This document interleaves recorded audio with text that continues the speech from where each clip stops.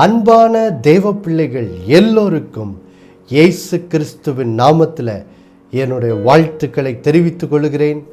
பிதாவாகிய தேவனாலும் நம்முடைய கர்த்தராகிய இயேசு கிறிஸ்துவினாலும் உங்கள் எல்லோரோட வாழ்விலும் கிருபையும் சமாதானமும் உண்டாவதாக என்று சொல்லி உங்களை வாழ்த்துவதிலே நான் மிகுந்த மகிழ்ச்சி அடைகிறேன்.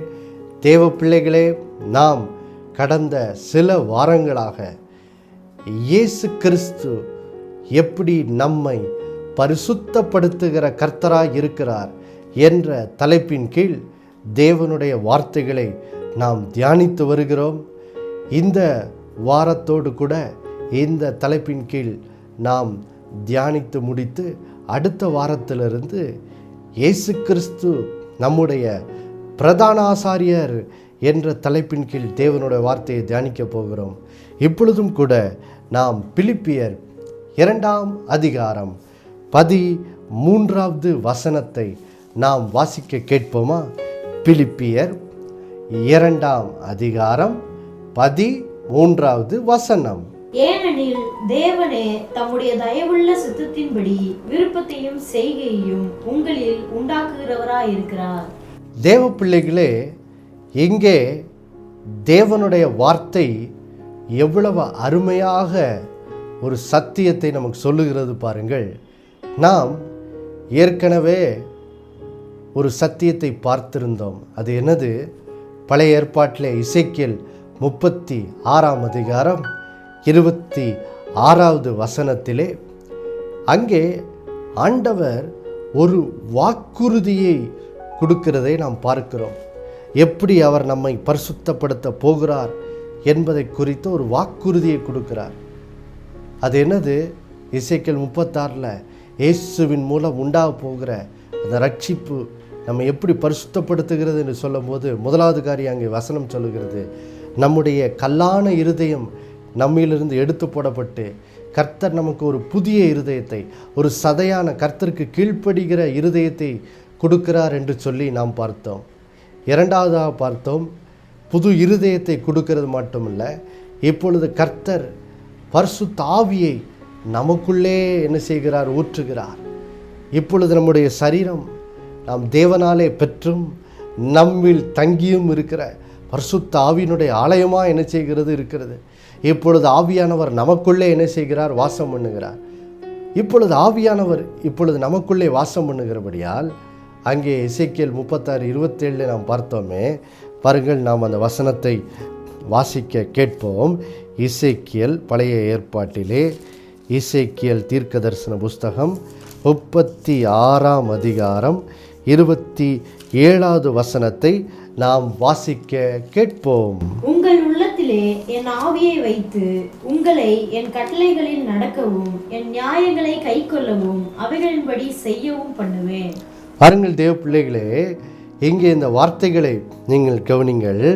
ஆண்டவர் சொல்லுகிறார், உங்களை என் கட்டளைகளில் நடக்கவும் என் நியாயங்களை கைக்கொள்ளவும் அவைகளின்படி செய்யவும் நான் என்ன செய்வேன்? பண்ணுவேன் அப்படின்னு ஆண்டவர் சொல்கிறார் பாருங்க. அதாவது ஆண்டவர் சொல்கிறாரு, நானே உன்னை பரிசுத்தப்படுத்துவேன்ப்பா, நானே உன்னை என் வார்த்தைகளுக்கு கீழ்ப்படுகிற ஒரு மகனாக நானே உன்னை மாற்றுவேன், நீ பரிசுத்தமாய் வாழும்படி நானே உனக்கு உதவி செய்வேன், நானே உனக்கு பலப்படுத்த போகிறேன்னு சொல்லி கர்த்தர் இங்கே நமக்கு ஒரு வாக்கு கொடுக்கிறார் பாருங்க.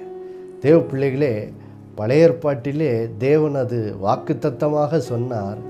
இன்றைக்கு புதிய ஏற்பாட்டிலே இயேசு கிறிஸ்துவினுடைய அந்த சிலுவை, அது அவருடைய சிலுவை, இயேசுவினுடைய அந்த சிலுவை மரணம், அடக்கம் பண்ணப்படுதல், அவருடைய 3ஆம் நாள் உயிர்த்தெழுதலின் மூலமாக இப்பொழுது அந்த எசேக்கியேல் 36:27 சொன்ன வாக்கு தத்தம் என்ன செய்து விட்டது?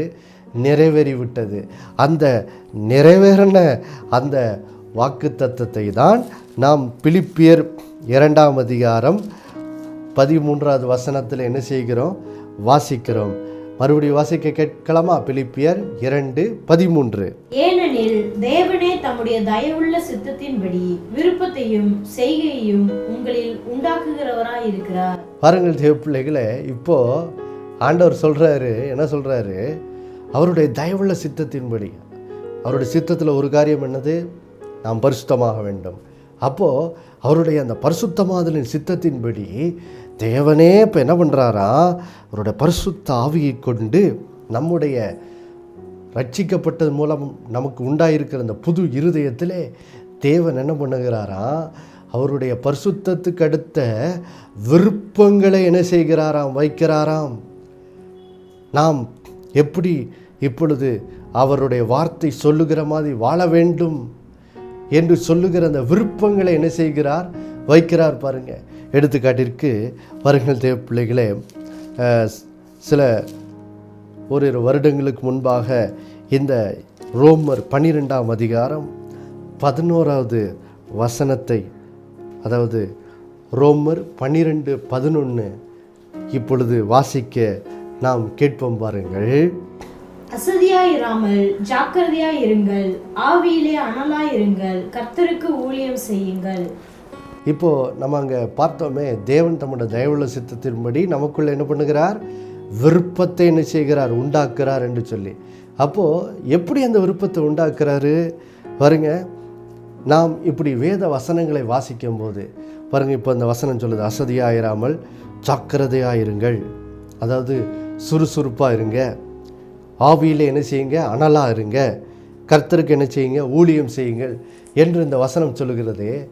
எனக்கு ஞாபகம் இருக்கும், நான் இந்த வசனத்தை ஒரு நாள் வாசித்து கொண்டிருக்கும்போது என் உள்ளத்தில் இந்த வசனத்தின் மூலம் ஆவியானவர் ஒரு விருப்பத்தை உண்டாக்க ஆரம்பித்தார். நான் இங்கே அசதியாக இருக்கக்கூடாது, கர்த்தருடைய காரியங்களில் நான் ஜாக்கிரதையாக இருக்கணும், நான் எப்பொழுதும் ஆவியில் என்ன செய்யணும்? அனலாக இருக்கணும், என் ஆவியில் நான் சோர்ந்தே போகக்கூடாது, நான் எப்போவும் ஆவியில் அனலாக இருக்கணும், அனலாக இருந்து கர்த்தருக்கு என்ன செய்யணும்? ஊழியம் செய்யணும் அப்படின்னு சொல்லி பாருங்கள், அவரோட வார்த்தை என்ன சொல்லுகிறதோ அதன்படி வாழுவதற்கு அந்த வசனத்தின் மூலம் ஆவியானவர் எனக்குள்ளே என்ன செய்தார்? ஒரு விருப்பத்தை உண்டாக்கினார். பாருங்க, அப்படிதான் பரிசுத்தம் ஆரம்பிக்குது தேவ பிள்ளைகளே. எப்பொழுதுமே எப்படி ஆரம்பிக்குது? உள்ளத்தில் ஆவியானவர் என்ன செய்கிறார்? அவரோட வசனத்தின்படி வாழும்படியான அந்த விருப்பத்தை என்ன செய்கிறார்? தருகிறார். எப்படி? நீங்கள் சபையில் போய் வார்த்தையை கேட்கும்போது, அல்லது டிவியிலையோ செல்ஃபோன்லையோ எப்படிப்பட்ட வாசகங்களை கேட்கும்போது, நீங்கள் உங்கள் தனிப்பட்ட ஜப வாழ்க்கையிலே வேத வசனங்களை வாசிக்கும் போது, அதை வாசிக்கும் போதே ஆவியான என்ன பண்ணுறாரு? நான் இப்படி தான்ப்பா இருக்கணும், இனி என் வாழ்க்கையில் இப்படி தான்ப்பா இருக்கணும் அப்படின்னு சொல்லி ஒரு விருப்பத்தை என்ன செய்கிறார்? கொடுக்குறார். பாருங்கள், விருப்பத்தை கொடுக்கறது மாத்திரம் இல்லை, பாருங்கள், நல்ல செய்தி இதுதான் தேவ பிள்ளைகளே.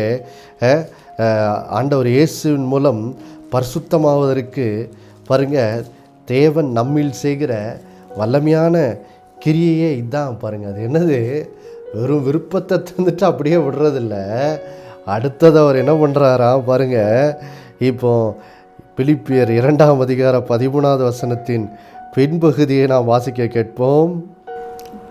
தேவனே தம்முடைய தயவுள்ள சித்தத்தின்படி விருப்பத்தையும் செய்கையையும் உங்களில் உண்டாக்குகிறவராய் இருக்கிறார். பாருங்க, முதலாவது விருப்பத்தை தருகிற தேவன், அதுக்கடுத்தது என்ன செய்கிறாரா? எந்த காரியத்தின்படி நம்ம செயல்படணும்னு சொல்லி அந்த விருப்பத்தை உள்ளத்தில் உண்டாக்கியிருக்காரோ, இப்போ அதன்படி செய்வதற்கு எனக்குள்ளே அவர் என்ன செய்கிறாரா? செய்கையை கொடுக்குறாராம். செய்கையை கொடுக்குறாருன்னா என்ன அர்த்தம்? எனக்கு உள்ளே இருந்துட்டு ஆவியானவர் என்ன பண்ணுறாரு? பலனை கொடுக்குறார். எனக்குள்ளே இருந்து ஆண்டவர் என்ன செய்கிறார்?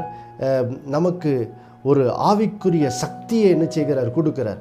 அதை எப்படி கொடுக்குறாரா?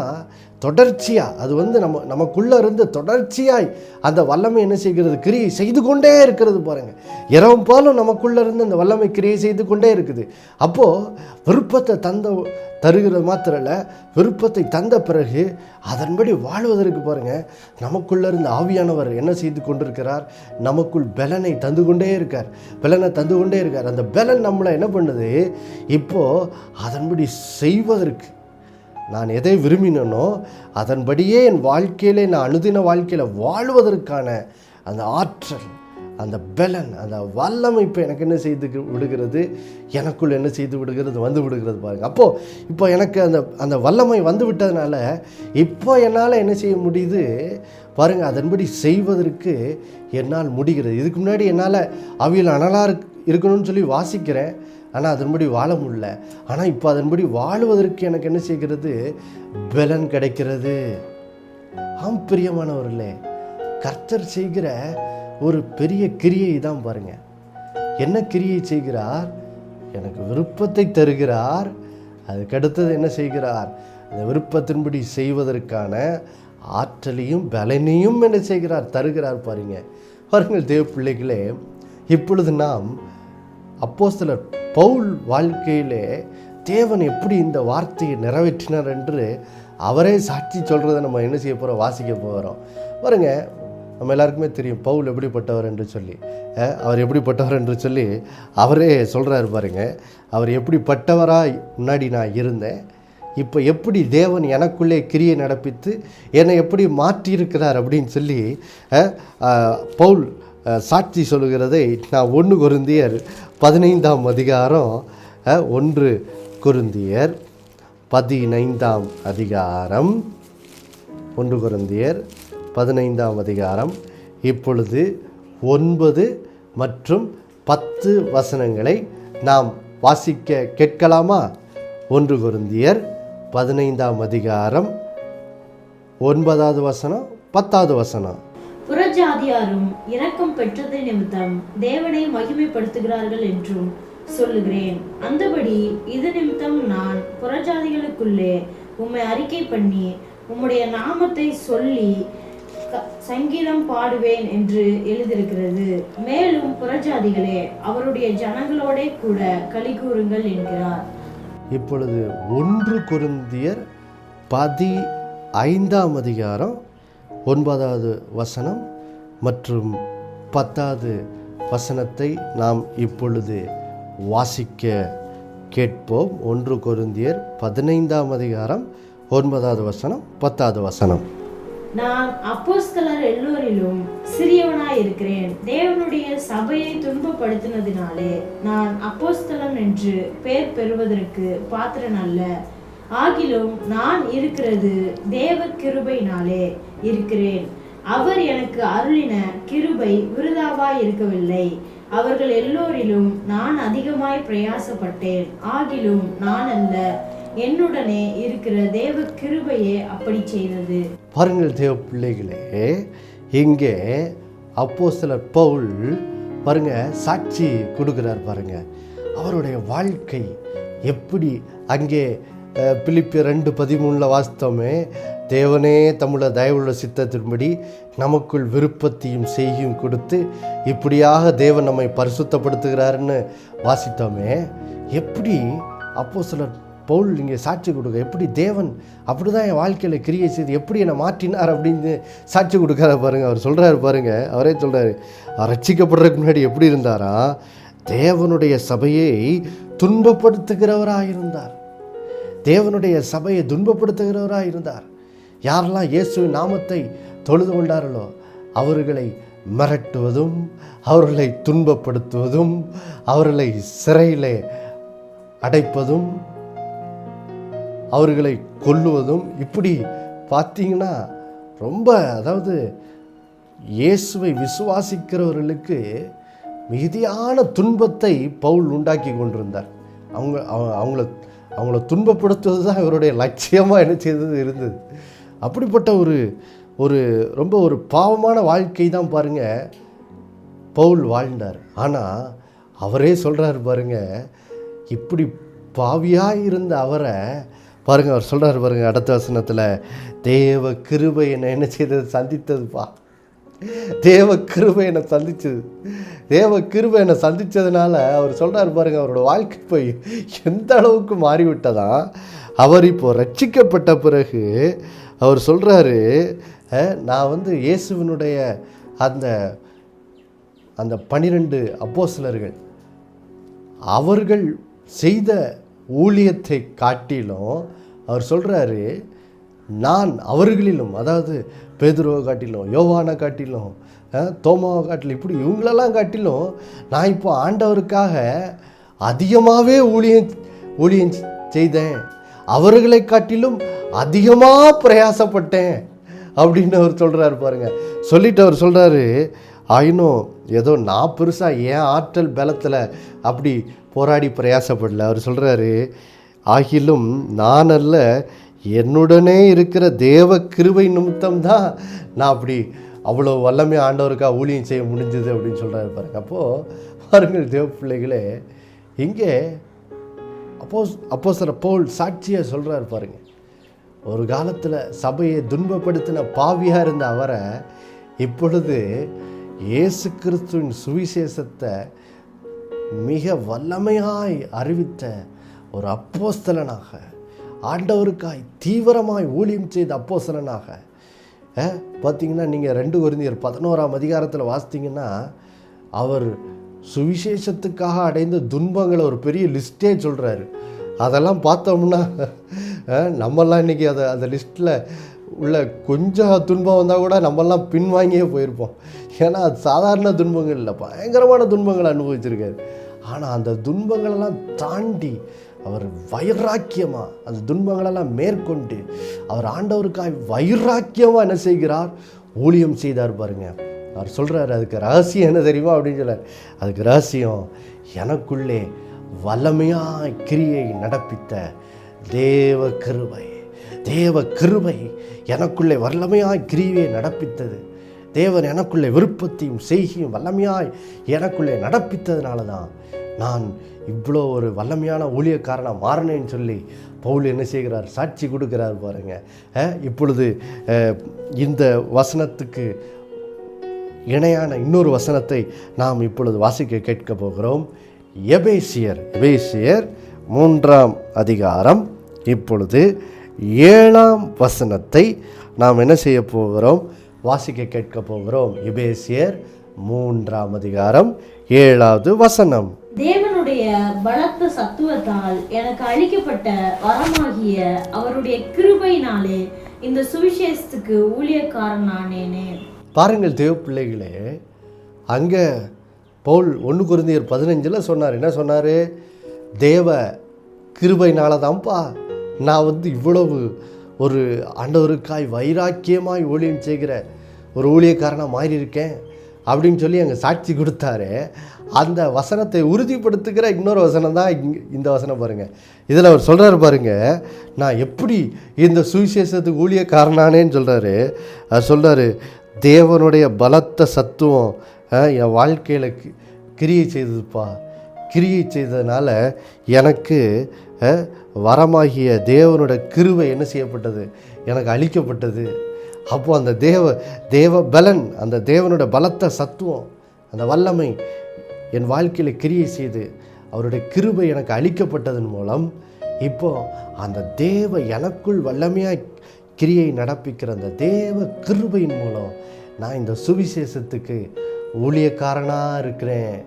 அப்படி தான் நான் ஊழியக்காரன் ஆனேன்னு சொல்லி அவர் அந்த 1 கொரிந்தியர் 15 சொன்ன அந்த வசனத்தை உறுதிப்படுத்தும்படியாக அதே காரியத்தை இங்கே அவர் என்ன செய்கிறார், சொல்லுகிறார் பாருங்கள் தேவ பிள்ளைகளே. இன்றைக்கி அநேகர் பார்த்திங்கன்னா வாழ்க்கையில் எத்தனையோ காரியங்களை குறித்து மேன்மை பாராட்டுகிறார்கள். சிலர் சில நேரத்தில் சிலர் இப்படி சொல்கிறத கேட்கலாம். என்ன சொல்லுவாங்கன்னா, இன்றைக்கி என் ஊழியத்தில் உள்ள ஆசீர்வாதத்துக்கு காரணம் என்ன தெரியுமா பிரதர், என்னுடைய முழங்கால் ஜபந்தான். நான் முழங்கால் படியிட்டு ஜவுமணி அதனால தான் அந்த ஊழியம் இவ்வளோ வளர்ந்துருக்குது, இவ்வளோ ஆத்துமாக்கள் ரட்சிக்கப்பட்டிருக்காங்க, அதனால தான் இவ்வளவு ஆசீர்வாதம் இந்த ஊழியத்தில் அப்படின்னு சொல்லி தங்களுடைய முழங்கால் ஜபத்தை குறித்து என்ன செய்வார்கள், மேன்மை பாராட்டுவார்கள். இன்னும் வேறு சிலர் பார்த்திங்கன்னா தங்களுடைய உபாசங்களை குறித்து என்ன செய்வாங்க, மேன்மை பாராட்டுவாங்க. சொல்லுவாங்க, நான்லாம் இந்த லூக்கா 18 இந்த பரிசையும் சொல்லுவானே, நான்லாம் வாரத்துக்கு 2 முறை ஒழுங்காக உபாசம் பண்ணிடுறேன். அது மாதிரி சிலர் சொல்லுவாங்க, நான் வாரத்தில் இந்த நாளில் ஒழுங்காக உபாசம் தான்.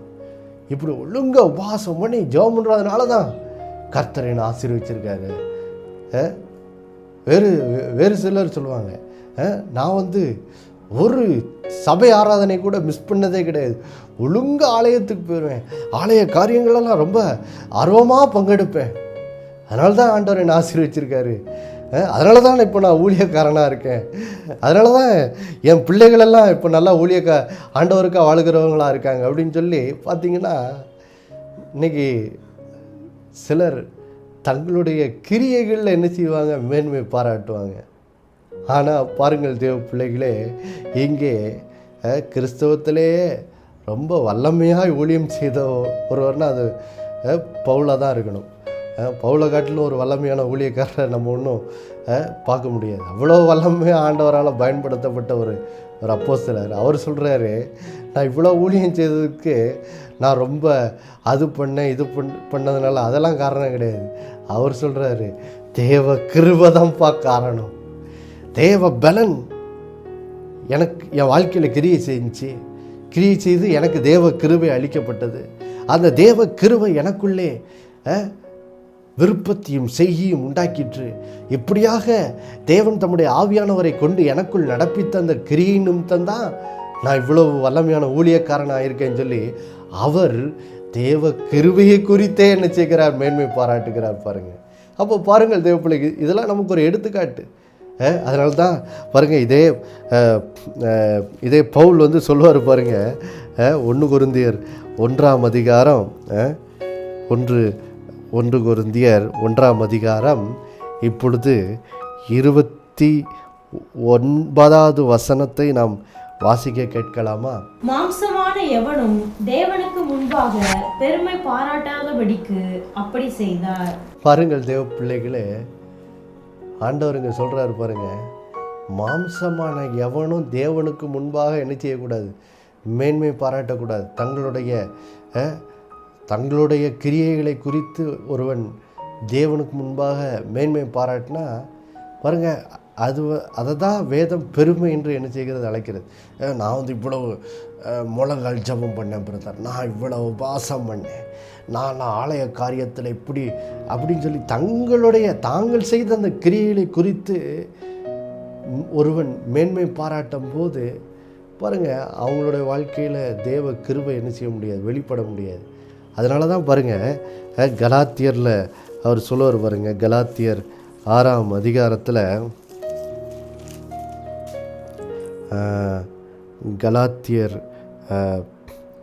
6ஆம் அதிகாரத்திலே இப்பொழுது 14வது வசனத்திலே இங்கே பவுல் அவர் எதை குறித்து மேன்மை பாராட்டினார் என்று சொல்கிறார் பாருங்க. நானும் நம்முடைய கர்த்தராகிய இயேசு கிறிஸ்துவின் சிலுவையை குறித்தே அல்லாமல் வேறொன்றையும் குறித்து மேன்மை பாராட்டாதிருப்பேனாக. அவரால் உலகம் எனக்கு சிலுவையில் அறையுண்டு இருக்கிறது, நானும் உலகத்திற்கு சிலுவையில் அறையுண்டு இருக்கிறேன். பாருங்கள் தேவ பிள்ளைகளே, இங்கே பவுல் தான் எதை குறித்து மேன்மை பாராட்டுகிறேன் சொல்கிறார். அவ்வளோ வல்லமையாக ஆண்டவரால் பயன்படுத்தப்பட்ட ஊழியக்காரர். அவர் சொல்கிறாரு, நான் ஒன்றை குறித்து தான்ப்பா மேன்மை பாராட்டுறேன், நம்முடைய கர்த்தராகிய இயேசு கிறிஸ்துவின் சிலுவை குறித்தே நான் என்ன செய்கிறேன், மேன்மை பாராட்டுறேன். அதை தவிர வேறு எதையும் குறித்து மேன்மை பாராட்ட மாட்டேன். அதுதான் வேதம் சொல்லுகிறது, மேன்மை பாராட்டுகிறவன் கர்த்தரை குறித்தே என்ன செய்யட்டும், மேன்மை பாராட்டட்டும். ஒரு மனுஷனும் தன்னுடைய மாம்ச கிரியைகளை குறித்து என்ன செய்யக்கூடாது, மேன்மை பாராட்டக்கூடாது. பாருங்கள், நம்முடைய ஜபங்கள் நல்லது, ஆலய காரியத்திலே நாம் ஆர்வமாக ஈடுபடுகிறது நல்லது, நாம் உபவாசம் பண்ணி ஜெபிப்பது நல்லது, அதெல்லாம் முக்கியமானது பாருங்கள். ஆனால் அதை குறித்து நாம் என்ன செய்யக்கூடாது, மேன்மை பாராட்டக்கூடாது. நம்ம என்ன சொல்லணும், நான் இவ்வளோ ஜோம் பண்ணேன், இப்படிலாம் ஜோம் பண்ணுறேன், இப்படிலாம் உபவாசிக்கிறேன், இப்படிலாம் ஆலயத்துக்கு போக கர்த்தர் எனக்கு உதவி செய்கிறாரு. காரணம் என்ன தெரியுமா, தேவ கிருபை தாங்க. ஆண்டவராக இயேசு கிறிஸ்து அந்த சிலுவையில் வெளிப்பட்ட அந்த தேவ கிருபை தான் நான் இப்படிலாம்